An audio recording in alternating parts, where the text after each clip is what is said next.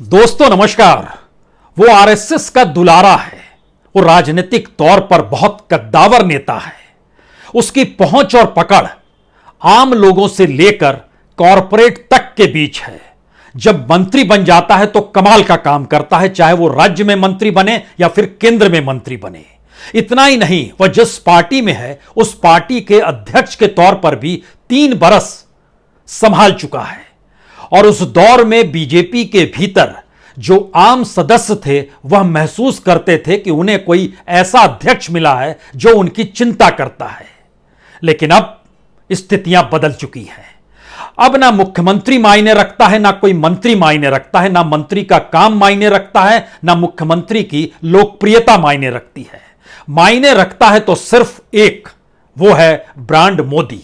और ब्रांड मोदी के दौर में भारतीय जनता पार्टी का जिक्र आज नितिन गडकरी के मद्देनजर इसलिए कहीं ज्यादा महत्वपूर्ण हो चला है कि हो सकता है 2024 में नागपुर की लोकसभा सीट से बीजेपी नितिन गडकरी को उम्मीदवार भी ना बनाए।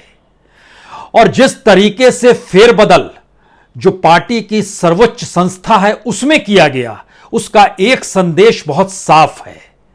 चलेगी तो एक ही शख्स की चलेगी, क्योंकि वही शख्स इस पार्टी को सत्ता तक पहुंचाकर आया है, बहुमत के साथ लेकर आया है। और जहां तक संघ के दुलारे शख्स का जिक्र है तो संघ की भी कोई हैसियत है नहीं। हैसियत तो है, लेकिन राजनीतिक तौर पर प्रभाव डालने की क्षमता या निर्णय को बदलवाने की क्षमता अब आरएसएस में नहीं है। क्योंकि नरेंद्र मोदी की ताकत न सिर्फ बीजेपी को हाँकती है बल्कि आरएसएस को भी इस बात का एहसास कराती है। जिस दिन सत्ता चली गई उस दिन वह फाइलें खुल जाएंगी जब दूसरी पॉलिटिकल पार्टी के पास सत्ता आ जाएगी जिसमें संघ के लोग जेल भी जा सकते हैं। तो आरएसएस डरती भी है, घबराती भी है। और गवर्नेंस का नया पाठ जो नरेंद्र मोदी ने बीजेपी को सिखाया है वो पाठ एक ही है, राजनीतिक सत्ता अपने पास रहे, सारे प्रयास इसी को लेकर किए जाएं। और नितिन गडकरी बोलते बोलते एक सभा में, वह भी नागपुर में एक सभा अपने मित्र के लेकर, वो सभा थी जो कि उनके 75 बरस को लेकर, उस सभा का आयोजन भी अपने तौर पर नितिन गडकरी ने ही किया था। गिरीश गांधी नागपुर से ही हैं, एमएलसी रह चुके हैं और उनके साथ उनकी दोस्ती बहुत पुरानी है। और उस कार्यक्रम में उन्होंने कहा कि मौजूदा वक्त में राजनीति जन सेवा के लिए नहीं होती है, यह दरअसल सत्ता में बरकरार रहने के लिए होती है। और शायद यही बात या यही सच दिल्ली को चुभ गया, क्योंकि सबको पता है कि राजनीतिक शुद्धिकरण का पाठ तो आरएसएस पढ़ाता है। वही आरएसएस जो बतलाता है कि राजनीति में जाकर कैसे बेहतरीन काम आपको करना है। लेकिन नया पाठ उसके आगे का निकला, जिसमें बताया गया कि राजनीतिक सत्ता में बने रहना पहली और आखिरी जरूरत है।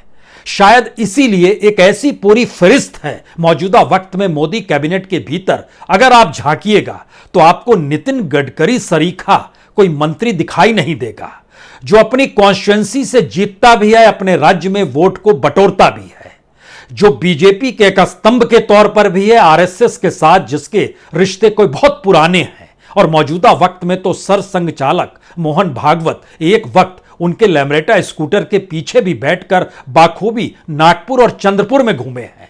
लेकिन अब यह कोई मायने नहीं रखता है, क्योंकि बीजेपी बदल गई है। इस बदली हुई बीजेपी के भीतर जरूरी है ब्रांड बनाना, जरूरी है ऐलान दर ऐलान करना, गवर्नेंस के नाम पर प्रचार इस रूप में करना जहां पर एक व्यक्ति पार्टी से बड़ा हो जाए और उस व्यक्ति के इर्द गिर्द ही पूरे राजनीतिक दल का ही ताना बाना नहीं, बल्कि सामाजिक और सांस्कृतिक संगठन, आरएसएस के लोग और स्वयंसेवक भी बीजेपी के कार्यकर्ता होकर चुनावी मशीन में तब्दील हो जाएं और चुनावी जीत दिलाते चले जाएं। लेकिन बीजेपी बहुत बदल गई है। 2012-13 में इसकी आय लगभग 350 करोड़ से ज्यादा हो नहीं पाती थी और आज की तारीख में 4000 करोड़ रुपया पार कर गया है, इसकी सालाना आय है। उस वक्त 3 करोड़ सदस्य थे, आज की तारीख में 18 करोड़ सदस्य हैं। कमाल का संगठन बनाया है, कमाल के लोगों को मंत्री बनाया है। ऐसे ऐसे मंत्री, ऐसे ऐसे प्रभावी विभागों को संभाल रहे हैं जो एक कॉन्स्टिट्यूएंसी से चुनाव ना जीत पाए, लेकिन उनकी ताकत मौजूदा वक्त में मोदी सरकार के भीतर इसलिए महत्वपूर्ण है क्योंकि वह जी हजूरी में माहिर हैं। इस जी हजूरी का मतलब यह नहीं है कि हम काम नहीं करेंगे, दरअसल काम भी पीएमओ के अधिकारी ही करेंगे और आपको वो पद दिया जाएगा, आपके हस्ताक्षर नजर जरूर आएंगे, लेकिन आप किस विभाग को संभालते हैं यह जानने वाला कोई नहीं होगा। मसलन इस देश के फाइनेंस मिनिस्टर निर्मला सीतारमण राज्यसभा के सदस्य हैं, कहां से चुनाव जीत सकती है यह आप तय कीजिए। जयशंकर विदेश मंत्री बने हैं, पुराने ब्यूरोक्रेट रहे हैं, तो उनको बनाया गया देश के हित के लिए है, लेकिन राजनीतिक तौर पर अपरिपक्व है। पीयूष गोयल कॉमर्स मिनिस्ट्री भी संभालते हैं, कंज्यूमर अफेयर्स भी संभालते हैं, टेक्सटाइल भी संभालते हैं, लेकिन क्या किसी लोकसभा सीट से चुनाव भी जीतकर और इस परिस्थिति में लाकर खड़ा कर सकते हैं अपने इर्द गिर्द के वोटर को जो बीजेपी के साथ खड़ा हो जाए? मुश्किल सवाल है। धर्मेंद्र प्रधान जो शिक्षा मंत्री हैं, पहले पेट्रोलियम मिनिस्टर हुआ करते थे, उन्हें आप कहां से जिताएंगे? कोई जिक्र नहीं, उसका जिक्र करने की जरूरत नहीं है।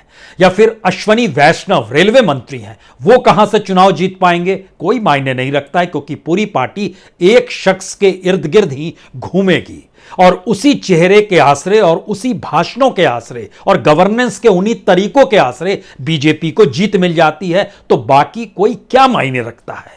नहीं रहना चाहिए तो नहीं रखेंगे। हरदीप पुरी पेट्रोलियम मिनिस्टर भी हैं, हाउसिंग मिनिस्टर भी हैं, अर्बन अफेयर भी देखते हैं और वह भी पुराने ब्यूरोक्रेट हैं, उनकी भी पहचान अच्छी है। और मौजूदा वक्त में जब उन्होंने रोहिंग्या को लेकर ट्वीट किया तो भी उनसे कोई सवाल पूछने वाला नहीं था राजनीतिक तौर पर कि यह क्या हो रहा है।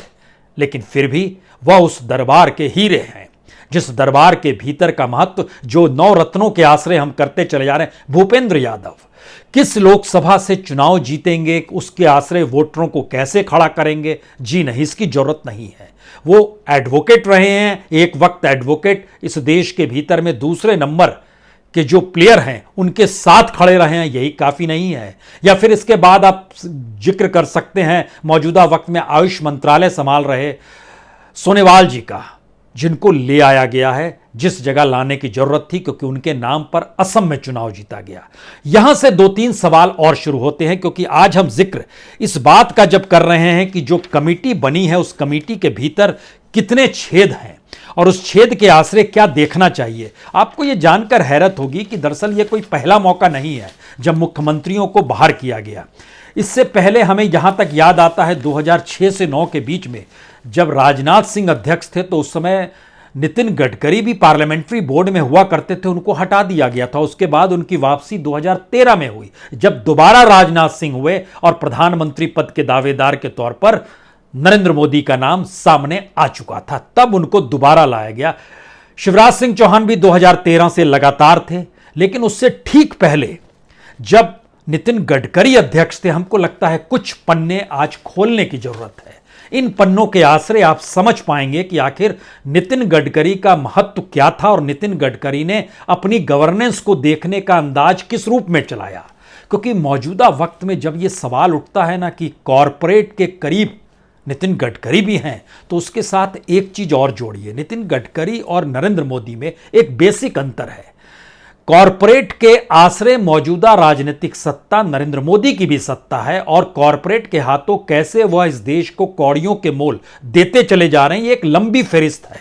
लेकिन हम यहां पर एक जिक्र करना चाहेंगे, जब वह महाराष्ट्र में राज्य लोक निर्माण विभाग संभाल रहे थे, वो 90 का दशक था। उस समय तय हुआ था कि मुंबई पुणे 6 लेन एक्सप्रेस हाईवे बनाना है। उस पर बिड लगाई थी धीरूभाई अंबानी ने और वो चाहते थे कि रिलायंस इंडस्ट्री को यह सड़क बनाने का काम मिल जाए। और उन्होंने जो बिड लगाई थी वो 3200 करोड़ की बिड थी। मंत्री उस समय उस विभाग के नितिन गडकरी हुआ करते थे।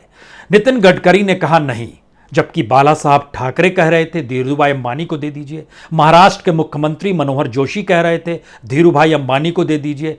नितिन गडकरी ने कहा नहीं, और उसके बाद उन्होंने Maharashtra state road development corporation को यह पूरा काम दे दिया, जिसने पूरी सड़क जो है सिर्फ 1600 करोड़ में बना दी। यानी अंबानी जिसको बनाने वाले थे 3200 करोड़ में, वह 1600 करोड़ में बन गई। उसके अलावे 4 बरस में 55 फ्लाईओवर महाराष्ट्र में तैयार हो गए और उस फ्लाईओवर और सड़क को लेकर उस वक्त केंद्र में मनमोहन सिंह की सरकार थी। इनके सामने भी एक प्लानिंग थी कि सड़क को कैसे और ज्यादा विस्तृत इस देश के भीतर में किया जाए। तो रिपोर्ट ली गई और रिपोर्ट दी गई। रिपोर्ट देने वाले शख्स नितिन गडकरी थे और इधर कांग्रेस की सरकार मनमोहन सरकार थी। उस शख्स की पहचान इस रूप में रही है और उस शख्स का जिक्र उन्होंने अपनी इस बात का जिक्र किताब में भी किया है। हालांकि मुलाकात के सिलसिले में कई बार इस बात का जिक्र किया कि पीपीपी मॉडल के आश्रय उन्होंने कैसे महाराष्ट्र के भीतर में महाराष्ट्र राज्य सड़क विकास निगम का जो पैसा किस रूप में लाया जाए। 500 करोड़ रुपया बाजार से जमा करना था, लेकिन 1160 करोड़ रुपया जमा हो गया। दूसरे खेप में वह 650 करोड़ रुपया जमा करने गए, लेकिन 1100 करोड़ रुपए जमा हो गए और उसी के बाद पूरे महाराष्ट्र में फ्लाईओवर बन गया। ये एक गवर्नेंस की चीज है और मौजूदा वक्त में जब आप मोदी सरकार के भीतर भी देखेंगे कि वो कौन सा मंत्रालय है जिसने बहुत काम किया है, तो आपके जहन में एक ही मंत्रालय निकल कर आ जाए जो सड़क निर्माण से जुड़ा हुआ नितिन गडकरी का मंत्रालय है। लेकिन बहरहाल लौटिए एक क्षण के लिए पार्लियामेंट्री बोर्ड पर। इस पार्लियामेंट्री बोर्ड में जो पुराने सदस्य थे उसमें सुषमा स्वराज नहीं रही, अरुण जेटली नहीं रहे, अनंत कुमार नहीं रहे, वेंकैया नायडू उपराष्ट्रपति होकर अब तो रिटायर हो गए और नितिन गडकरी और शिवराज सिंह चौहान, एक मुख्यमंत्री और एक केंद्रीय मंत्री और पूर्व अध्यक्ष भी, इन दोनों को बाहर का रास्ता दिखा दिया गया। जिसमें एंट्री किसकी होती है? एंट्री येदियुरप्पा की होती है। येदियुरप्पा की उम्र क्या है? 79। और जिस वक्त लाल कृष्ण आडवाणी और मुरली मनोहर जोशी और अटल बिहारी वाजपेयी तो बीमार थे, लेकिन इन दोनों को जब कहा गया आप मार्गदर्शक मंडल में चले जाइए, मुरली मनोहर जोशी की जो उम्र थी वह 80 छूने वाले थे। एक महीने के बाद 80 हो जाते, 79 ईयर्स 11 मंथ के वो थे उस वक्त। उस समय कहा गया बुजुर्ग हो गए हैं, आप मार्गदर्शक मंडल में चले जाइए। लेकिन येदियुरप्पा 79 के मंजूर हैं, क्योंकि पता है मुख्यमंत्री पद से हटाने के बाद भी कर्नाटक की सियासत साधना है तो उन्हें साथ लेना होगा और उन्हें यह जिम्मा भी दिया गया है कि आप जेडीएस को भी साथ लेकर आइए, हमारे लिए बड़ी मुश्किल हो रही है। यानी जहां हारने की परिस्थिति होगी वहां इस देश की सत्ता जो सबसे ताकतवर है, जो मंत्री मुख्यमंत्री किसी को कुछ नहीं समझती है, वह दंडवत भी होगी। लेकिन जब वो ताकतवर के तौर पर होगी तो अपने हिसाब से चीजों को चलाएगी, क्योंकि उसे लगता है कि बीजेपी सत्ता में है तो उनकी वजह से है, विपक्ष कमजोर है तो उनकी वजह से है, संघ जेल नहीं जा रहा है तो उनकी वजह से है और सभी सत्ता का सुख भोग रहे हैं तो उनकी वजह से है। और इस फहरिस्त में जो नए नाम जुड़े उसमें कोई सवाल कर सकता है कि सोनोवाल को आपने मुख्यमंत्री पद से क्यों हटा दिया वहां पर। फिर यह सवाल आया कि अच्छा केंद्र में मंत्री बना दिया, आयुष मंत्रालय उनको दिया गया और उनको अब पार्लियामेंट्री बोर्ड में ले आए। इसी तरीके से कुछ और नाम ले आए। जब परिभाषित कीजिएगा तो हो सकता है आपके जहन में यह सवाल आए कि जो नाम है वो राजनीतिक तौर पर जरूरी थे, यानी येदियुरप्पा जरूरी थे, सोनोवाल जरूरी थे, इकबाल सिंह जरूरी थे, पहले सिख बने हैं, के लक्ष्मण जरूरी थे, तेलंगाना से आते हैं, ओबीसी के हैं, सुधा यादव जरूरी थी, हरियाणा से आती हैं, ओबीसी की हैं, सत्यनारायण जेटिया आदिवासी हैं, उज्जैन से 7 बार लोकसभा जीत चुके हैं, वह भी जरूरी थे। यानी परिभाषित आप कैसे भी कर सकते हैं, लेकिन इसके ठीक समानांतर अब आइए पार्लियामेंट्री बोर्ड के भीतर में अगर आप प्रधानमंत्री मोदी और गृह मंत्री अमित शाह के बाद तीसरा नाम देखेंगे तो राजनाथ सिंह का देखेंगे। राजनाथ सिंह को क्यों नहीं हटाया गया और आदित्यनाथ को यानी योगी आदित्यनाथ को भी क्यों बाहर रखा गया? क्या यह पॉलिसी डिसीजन है या योगी आदित्यनाथ भी जिस रूप में उभर रहे हैं वो आरएसएस को बहुत अच्छा लगता है और आरएसएस को जो चीज अच्छी लगती है वह उसे उभार देता है। जब उनको पहली बार मुख्यमंत्री बनाया गया था तो दिल्ली तो मनोज सिन्हा को बनाना चाहती थी, लेकिन केरल में बैठे हुए आरएसएस के लोगों ने तय किया योगी आदित्यनाथ जो कि अयोध्या को लेकर आंदोलन चला रहे हैं, हिंदू वाहिनी बनाए हुए हैं और जिस हिंदू राष्ट्र की परिकल्पना उनके भीतर है उसको लेकर ये लगातार काम करते रहते हैं। तो योगी आदित्यनाथ नरेंद्र मोदी के डेवलपमेंट मॉडल के ठीक कंट्रास्ट के तौर पर एक दूसरे मॉडल के तौर पर उत्तर प्रदेश से उभर रहे हैं, जहां उन्होंने हिंदुओं को कहा है आप मुसलमानों से घबराने की जरूरत नहीं है, यानी उनकी पॉलिटिक्स 80-20 वाली बड़ी क्लियर कट है। लेकिन राष्ट्रीय तौर पर उनको मान्यता ना मिले या ना मिले, इन सवालों के बीच में क्या अमित शाह खड़े हैं? पहला सवाल यह है। दूसरा, उन्होंने अपनी पहचान राजपूतों को लेकर बनाई। राजनाथ सिंह की पूरी राजनीति भी उत्तर प्रदेश में राजपूतों के इर्द गिर्द चलती रही। तो काउंटर करने के लिए राजनाथ को यहां बरकरार रखा गया, या राजनाथ और गडकरी दोनों को निकाल देते तो हड़कंप मच जाती, या फिर बीजेपी के भीतर कुछ चर्निंग हो रही है। उस चर्निंग में इसका एहसास मोदी सत्ता को बाखूबी है कि मुश्किल हो सकती है, क्योंकि जब गठबंधन टूटते चले जा रहे हैं और बीजेपी अपने तौर पर कैसे 272 तक पहुंचेगी, इस आंकड़े को लेकर जब जोड़तोड़ हो रही है, तो ऐसे में उन कद्दावर नेताओं के जरिए नहीं बल्कि उनको हटाकर उन लोगों को सामने लाया जाए जो सोशल इंजीनियरिंग करने में माहिर हो जाएं और अपने तौर पर संदेश दिल्ली की सत्ता दे सके देश भर में। क्या यह बात है? या इससे इतर बात यह है कि जो महंगाई का मुद्दा है, जो बेरोजगारी का मुद्दा है, जो कॉरपोरेट को इस देश की संपत्ति बेचने का जिक्र है, इस देश के किसानों का जिक्र है, इस देश में आत्मनिर्भरता के नाम में विदेशी निवेश का जिक्र है, और यहीं पर सवाल उठता है कि आरएसएस जब अपने संगठन को भी बीजेपी को जिताने वाली मशीन में तब्दील कर चुकी हो, तो वहां पर नितिन गडकरी को लेकर मोहन भागवत लमरेटा स्कूटर क्यों याद करेंगे और यारी क्यों दिखलाएंगे ऐसे वक्त में, जब मैसेज बहुत साफ हो कि क्लियर कट है, सत्ता हमारे लिए बनी, हम बने रहेंगे। यहां पर किसी बीजेपी के एक शख्स ने सवाल पूछा कि ऐसे में तो जिस दिन नरेंद्र मोदी ढलने लगेंगे उस दिन बीजेपी का क्या होगा और आरएसएस क्या होगा? इसका जवाब ना आरएसएस दे पा रही है, ना बीजेपी के नेता इस पे मौन व्रत कर लेते हैं। लेकिन आरएसएस के भीतर ये चर्निंग होती है, क्या वाकई ऐसा हो सकता है और उसके बाद चीजें ढह जाएंगी और एक झटके में 20 साल पहले की परिस्थिति आरएसएस और बीजेपी के साथ आ जाएगी? तब आरएसएस क्या करेगी? क्योंकि राजनीतिक शुद्धिकरण का जो पाठ बतौर प्रचारक पढ़ाया गया होगा, वही प्रचारक तो देश के प्रधानमंत्री के तौर पर आए और उन्होंने कमाल कर दिया। बहुमत के साथ आए 2014 में, उससे भी बड़ा बहुमत 2019 में लेकर आए और 2024 में तो और कमाल होने वाला है। ये सारी बातें कही जा रही हैं, लेकिन इसके भीतर बीजेपी की जो चर्निंग है उसमें लोग अपना स्थान भी खोज रहे हैं क्या? क्योंकि एक शख्स जहां उंगली रख दे वह व्यक्ति चुन लिया जाए और जहां से उंगली हटा दिए उसको बाहर कर दिया जाए, इस आश्रय अगर पार्टी चल रही है तो इंटरनल डेमोक्रेसी नहीं, इंटरनल डिक्टेटर वाला एस्पेक्ट क्या पार्टी के भीतर लोग महसूस कर रहे हैं? और इसका मैसेज सावरकरवाद के साथ भी है, क्योंकि आरएसएस के भीतर कभी भी सावरकरवाद को इतना नहीं उभारा गया जो मौजूदा वक्त में बार बार उभारा जाता है। और जो सावरकर प्रेमी हैं, वो जो आरएसएस के भीतर हैं, वो सत्ता जो बीजेपी की सत्ता उससे निकटता के साथ उस सांप्रदायिक ध्रुवीकरण की दिशा में बीजेपी को लाभ पहुंचाने का जो मंत्र देते हैं, उसमें क्या आने वाले वक्त में संघ भी कमजोर हो जाएगा? यह भी एक सवाल है। और इस सवालों के मद्देनजर सोचिए, स्वदेशी जागरण मंच, उसे कोई मुश्किल नहीं है, विदेशी निवेश आता है आए, विदेशी सामान आ रहा है आए, विदेशी खिलौना भी आए, विदेशी बिजली भी आए, सब चलेगा। किसान संघ, उसको कोई दिक्कत नहीं है कि कॉरपोरेट प्रेमी सरकार हो गई और कॉरपोरेट के हाथों किसानों की परिस्थिति लाकर खड़ा करना चाहती है। भारतीय मजदूर संघ, कोई अंतर नहीं है, मजदूरों को लेकर जो रिफॉर्म किया गया उसमें हायर फायर कोई भी कंपनी कर सकती है और मजदूर के हालात अदालत तक भी नहीं जाएंगे, लेकिन बीएमएस को कोई असर नहीं पड़ता। विश्व हिंदू परिषद, गवर्नेंस के धर्म और उसकी चकाचौंध, उसी के आश्रय अब वीएचपी चल पड़ी। हमें तोगड़िया भी याद आते हैं, उनको भी तो दरकिनार कर दिया गया, उफ तक नहीं हुई। जो सर संघ चालक उस वक्त मौजूद थे उन्होंने उफ तक नहीं की। या फिर स्वयंसेवक राजनीतिक कार्यकर्ता होकर अगर काम कर रहा है इस दौर में, तो अगला सवाल ये आता है सबके सामने कि ध्यान दीजिए कि किन किन राज्यों को किस किस रूप में इस दौर में संभाला गया है। ये हमारी टीम ने निकाला और बताया कि दरअसल एक चीज समझिए, कर्नाटक, गुजरात, उत्तराखंड, महाराष्ट्र, गोवा, असम, इन जगहों पर मुख्यमंत्री वहां के राज्य या वहां के विधायक नहीं चुनते हैं, बल्कि दिल्ली चुनती है। उत्तर प्रदेश में प्रयास बहुत हुए, लेकिन योगी साहब अड़ गए, आरएसएस उनके पीछे खड़ी थी, दिल्ली की सत्ता उन्हें डिगा नहीं पाई। यानी जो चाहते थे नरेंद्र मोदी या अमित शाह चाहते होंगे, जो टकराव इलेक्शन से पहले चलता रहा, वो और ताकत के साथ उभर कर आ गए।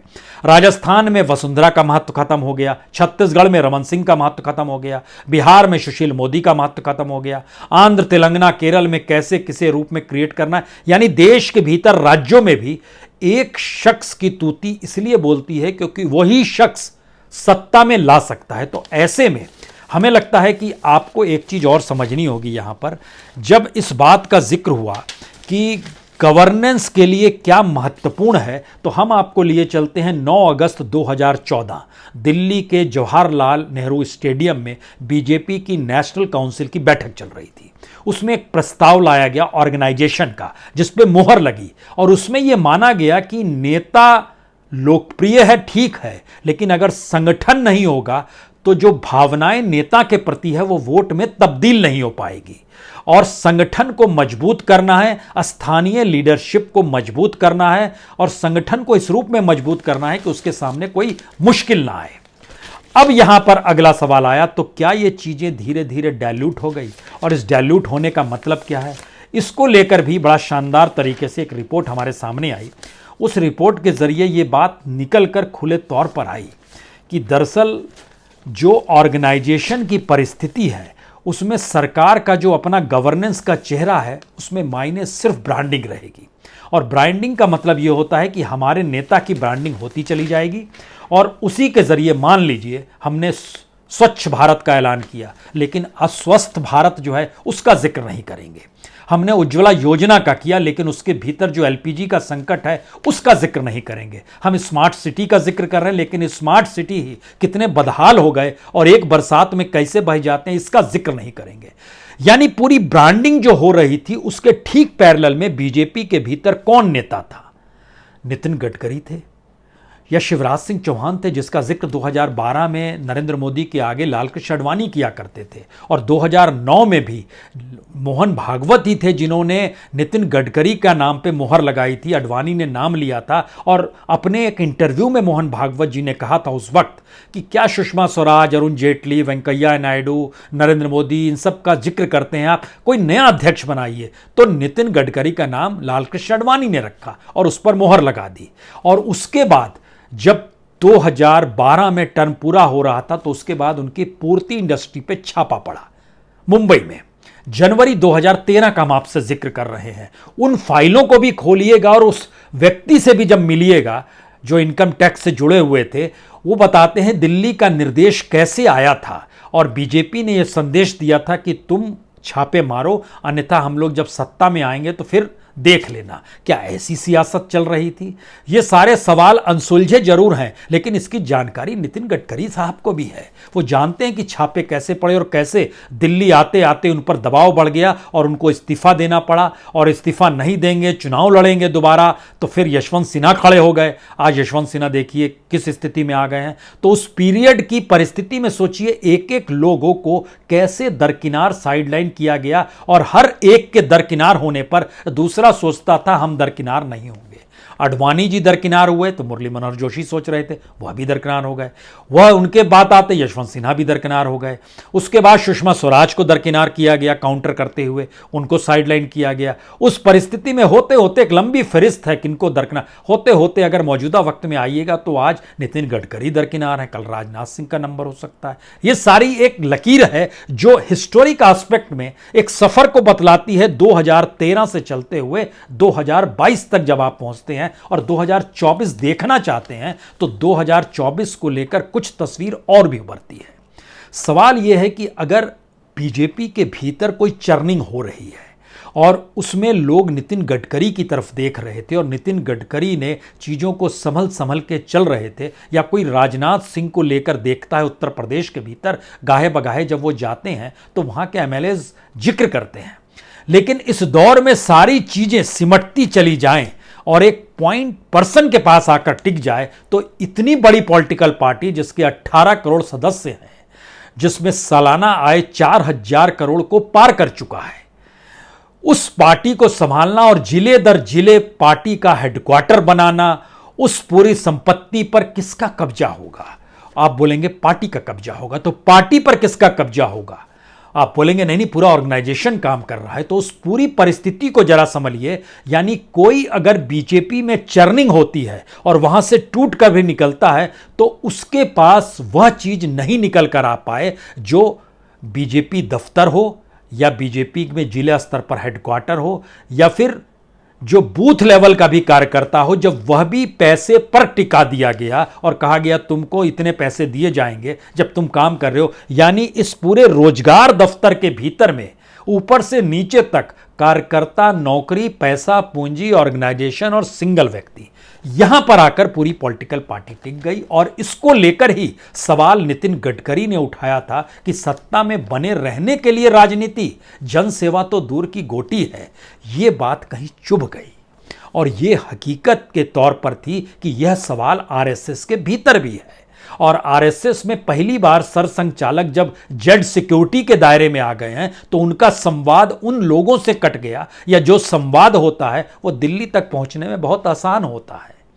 तो इन परिस्थिति का ताना बाना उस चक्रव्यूह के समान बीजेपी आकर खड़ी हो चुकी है, जिसमें अभिमन्यु हो या अर्जुन हो, साधने वाला एक ही शख्स है। आप इसको कोई ऑर्गेनाइजेशनल एस्पेक्ट में देखने की कोशिश मत कीजिएगा, नंबर गिनते चले जाइएगा और इसी के जरिए इस बात का जिक्र कीजिएगा कि शुरुआत से ही जब बीजेपी को किस रूप में खड़ा करना है, और उसमें दो तीन चीज़ें बड़ी क्लियर कट थी कि हमारे पास कोई आइडियोलॉजी नहीं है, हमारी एक ही आइडियोलॉजी है सत्ता में बने रहना। उसके मातहत हमें नेशनलिज्म को जगाना है, उसके मातहत हमको राष्ट्रीय सुरक्षा का जिक्र करना है, उसी के माध्यम हमको हिंदुइज्म का जिक्र करना है, उसी के माध्यम हमको हिंदू और मुस्लिम की परिस्थितियों को भी खड़ा करना है, और उन्हीं के माध्यम हमको जातीय समीकरण भी साधने हैं।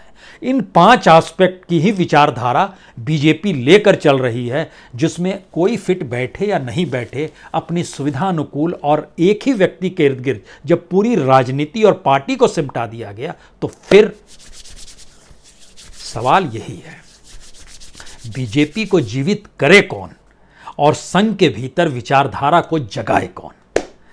इन चीजों को शांत रखिए, क्योंकि आप सत्ता में हैं और सत्ता का सुख भोगिए, चाहे जिस दिन सत्ता ढही उस दिन चाहे आप 20 बरस 40 बरस या फिर मटिया मेट होने की स्थिति में आकर खड़े हो जाएं, भूल जाइए इसको, क्योंकि जब तक हम हैं तब तक सत्ता है, और जो सत्ता में आरएसएस का लाडला हो या ताकतवर हो उसको दरकिनार किया जाएगा। बहुत बहुत शुक्रिया, बहुत बहुत शुक्रिया।